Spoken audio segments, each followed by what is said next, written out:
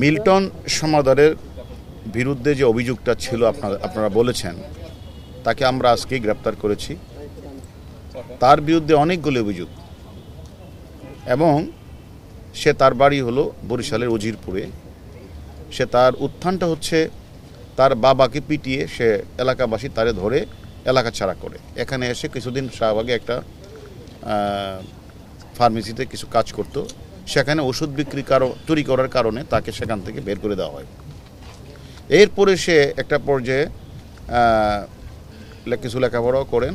সে মিঠু হালদার নামে একটা নার্স, যে নার্সিং মেয়ে, যে পেশা নার্স, তাকে বিয়ে করার পরে সে তখন তার স্বপ্নে আসলো সে একটা ওল্ড অ্যান্ড চাইল্ড একটা কেয়ার সেন্টার সে স্থাপন করবে, এরকম একটা তার আসলো। তখন তার ওয়াইফকে নিয়ে সে মিরপুর এলাকায় একটা child and old age care নামে একটা প্রতিষ্ঠান খুলে। এখন সেখানে খুলে আসলে এই যে তার বাচ্চা শিশুদেরকে নিয়ে আসতো, আর বৃদ্ধ মানুষগুলি যারা সেখান থেকে গরিব তাদেরকে নিয়ে আসতো। এরকমভাবে আপনারাও দেখেছেন, বিভিন্ন মিডিয়াতেও, সোশ্যাল মিডিয়াতেও ভাইরাল হয়েছে। সেখানে এগুলি সে প্রকাশ হয়েছে এবং সে বলেছে যে আমরা সেখানে অপারেশন থিয়েটার আছে, সেখানে মানুষকে সে বিভিন্ন ধরনের সেবা দেয়। তাহলে অপারেশন থিয়েটার থাকে, হাসপাতাল থেকে, তারও তো লাইসেন্স থাকতে হবে। সে লাইসেন্স নেই। সে বেশিরভাগ কারণে না, সে রাতে লাশ দাপন করে। তখন তাকে জিজ্ঞাসাবাদ করা হলো যে আপনি রাতে লাশ দাপন করেন কেন? সে বলে যে আসলে না হলে তো মানুষ আমাকে বিভিন্ন প্রশ্ন করে, এটা সে উত্তর দিয়েছে। এবং আশ্রমে বৃদ্ধদের চিকিৎসা দেওয়া হয় না বলে গণমাধ্যমে এসেছে, সেটাও তাকে জিজ্ঞাসা করা হলো যে আপনি যে 30-35 লাখ টাকা খরচ করেন, টাকা পান কোথায়? এবং নিজেই ডেথ সার্টিফিকেট তৈরি করে ডাক্তারের সিল স্বাক্ষর জাল করে সে নিজেই মিডিয়ার কাছে শেয়ার করেছেন। এবং আমরা এটাও জেনেছি যে সে ইতিমধ্যে 900 লাশ দাপন করলেও 835 সালের সম্পূর্ণ গরমিল কোনো ডকুমেন্টসে দেখাতে পারে নাই। এবং তাকে জিজ্ঞাসাবাদ করলে যে তুমি এগুলি লাশগুলির পিছনে তোমার কারণ কি, এই লাশগুলি তুমি রাতে দাপন করো এগুলি, তখন কোনো এক সময় দেখা যায় যে সেখানে পাশে একটা মসজিদ ছিল, সেখান থেকে প্রশ্ন উঠেছে যে কিডনির পাশে সেখানে রক্তের দাগও রয়েছে। তাহলে তার বিরুদ্ধে অজস্র অভিযোগ, যে অভিযোগগুলি আমরা তাকে জিজ্ঞাসাবাদ করব যে লাশগুলি রাতে কেন উনি দাপন করতেন। তার কাছে আমরা জিজ্ঞাসাবাদ করব তিনি নিজে যে স্বীকার করেছেন যে ডেথ সার্টিফিকেটটা উনি নিজে কেন তৈরি করেন, ডাক্তারের সিল স্বাক্ষর উনি নেন না কেন।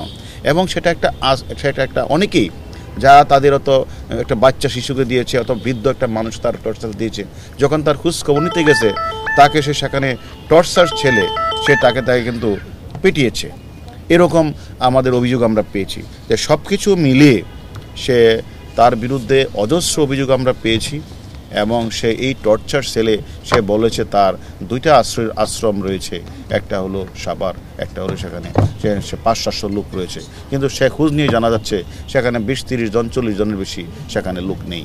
এবং আমাদের কথা হলো আমরা তাকে নিয়ে এসেছি এবং কিছু অভিযোগকারী রয়েছে, তারাও মামলা রুজু করবে।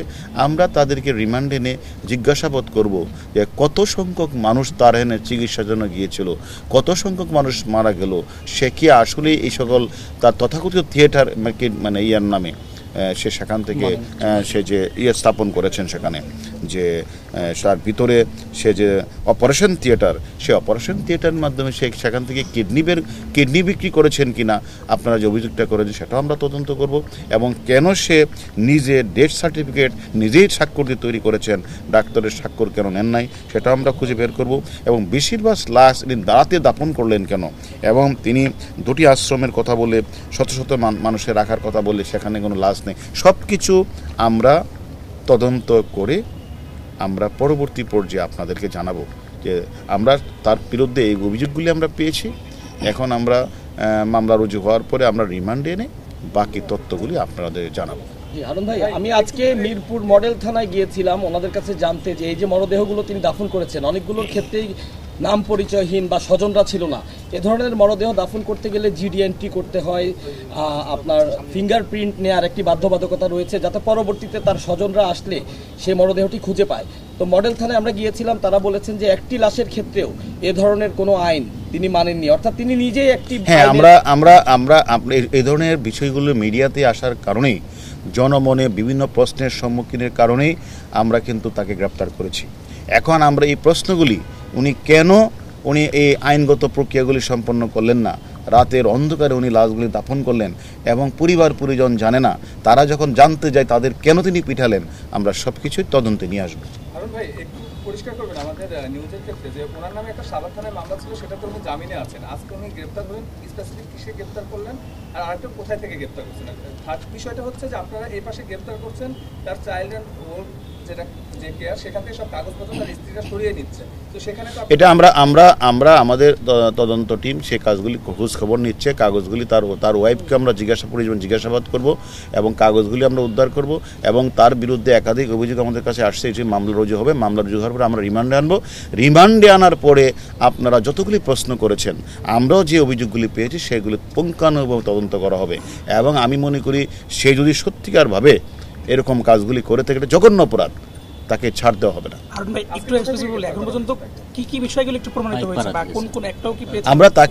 আমরা এখন মামলা কপি আমরা পেয়েছি। আমরা তার বিরুদ্ধে একদিকে তো মানব পাচার, অন্যদিকে তার বিরুদ্ধে যে বাচ্চা শিশুদের উপরে যে হামলা এবং আত্মীয় স্বজন গেলে যে তাদের উপরে মারপিট এবং বিভিন্ন জায়গাগুলোতে উনি যে টর্চার সেল বানিয়েছেন, সব কিছুই তার মামলার মধ্যে আসবে। কয়েক কোটি টাকার তথ্য এর মধ্যে এবং